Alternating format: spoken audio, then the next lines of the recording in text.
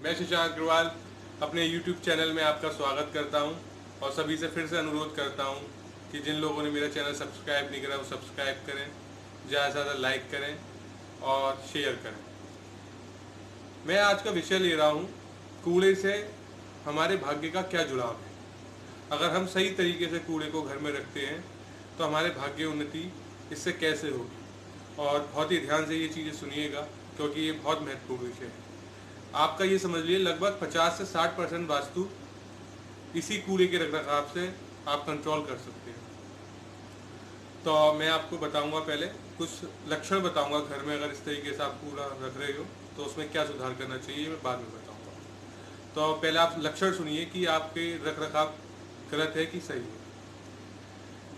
ऐसे घर जिन घरों में काफ़ी डस्टबिन है, कूड़े रखने के काफ़ी स्थान है और हर जगह वो कहीं ना कहीं कूड़ा फेंकते रहते हैं, वो घर जिन घरों के अंदर कूड़ा डस्टबिन के ऊपर तक आ जाता है, या अगर ऊपर तक नहीं भी है तो डस्टबिन में से कुछ कूड़ा झलक के बाहर लटका रहता है या उससे छुला हुआ गिरा रहता है, ऐसे घर वो घर जो अपने खाने पीने की चीज़ जैसे कि सब्जी के छिलके, दाल जो सड़ गल जाती है, उन्हें भी डस्टबिन में और अन्य कूड़ों के साथ डाल देते हैं, ऐसे घर वो घर जो कूड़ेदान में किसी भी तरीके का अपना पहना हुआ कपड़ा या शरीर का कोई भी कपड़ा डाल देते हैं, ऐसे घर। और वो घर जो अपने घरों में खुला हुआ यानी कि डस्टबिन ओपन होगा, चाहे वो लोहे का हो, चाहे स्टील का हो, चाहे वो प्लास्टिक का हो, उनका यूज़ करते हैं। तो वहाँ हमेशा इस तरीके की असावधानियों की वजह से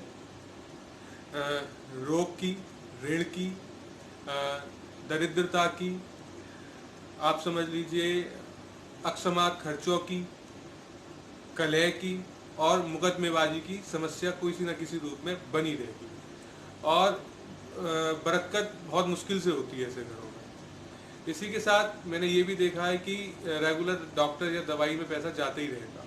अगर ये इस तरीके से अगर आपका कूड़े का रखरखाव है तो मैं आपसे यही कहूँगा कि आप इससे बचिए। इसमें एक चीज़ मैं और ऐड करूँगा कि जो लोग पॉलीथीन में कूड़ा भर के किसी की छतों पे या कहीं भी इधर उधर फेंक देते हैं जहाँ प्रॉपर कूड़े की जगह नहीं है उसके अलावा, तो उनके लिए भी ये दिक्कतें खड़ी होंगी और रेगुलर खड़ी होंगी। अब इसमें सावधानियाँ हमें क्या बरतनी चाहिए जिससे कि हम अपने भाग्य पक्ष को और अपने घर के वास्तु दोष को कम कर सकें या ख़त्म कर सकें। पहली चीज़ तो ये कि आपको प्लास्टिक का डस्टबिन लेना है, वो भी वाइट कलर का, सफ़ेद रंग का। और इस डस्टबिन में आप पॉलीथीन लगाइए, उस पॉलीथीन में ही आपको कूड़ा डालना है। और वो डस्टबिन जो होगा वो ढक्कन वाला होगा कि आपका वो कूड़ा डालने के बाद ढक्कन बंद हो जाए, वो दिखे नहीं, वो उघड़ा ना हो, ये ध्यान रखिएगा। और हफ्ते में एक बार आप इस डस्टबिन की समय समय पर सफाई करते रहिएगा जिससे इसके तले में कूड़ा ना जम पाए, ये विशेष ध्यान रखना होगा। पहली चीज़ तो ये। दूसरी चीज़ ये कि लोहे का या स्टील का डस्टबिन आपको यूज़ नहीं करना, ये बहुत ही ज़्यादा वास्तु में और एनर्जीज को बहुत ज़्यादा डिसबैलेंस करता है और नेगेटिविटी को बढ़ाने में बहुत ज़्यादा मदद करता है। इसलिए मैं कहूँगा कि लोहे का और स्टील का भी अगर आप डस्टबिन यूज करते हो तो नहीं करिए।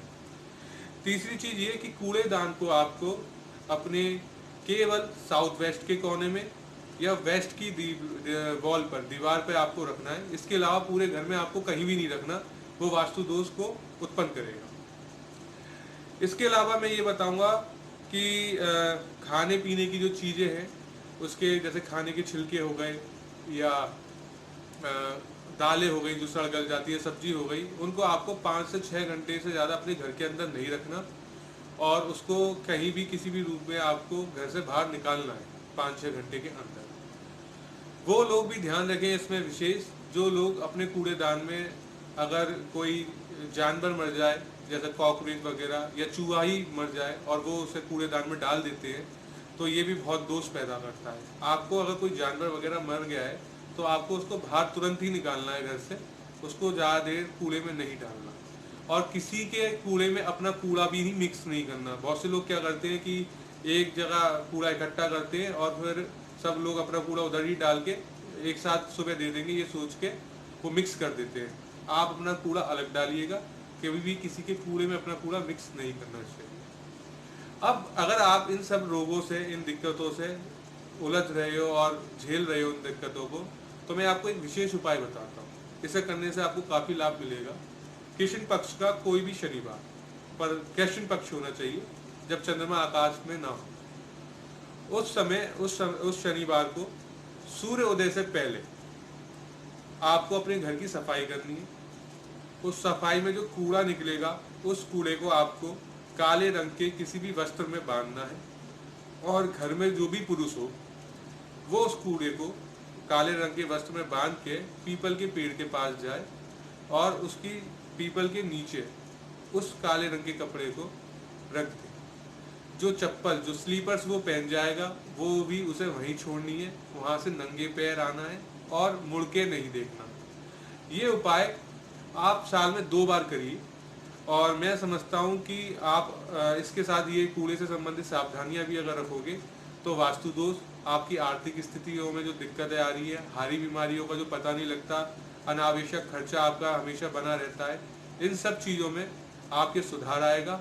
और अगर ज़्यादा जानकारी चाहिए तो फिर वो मैंने आपको बताया ही अपनी वास्तु टिप्स में कि कुंडली के अनुसार ही वास्तु डिजाइन होता है, तो फिर आप हमसे पर्सनल संपर्क करके बात कर सकते हैं। धन्यवाद।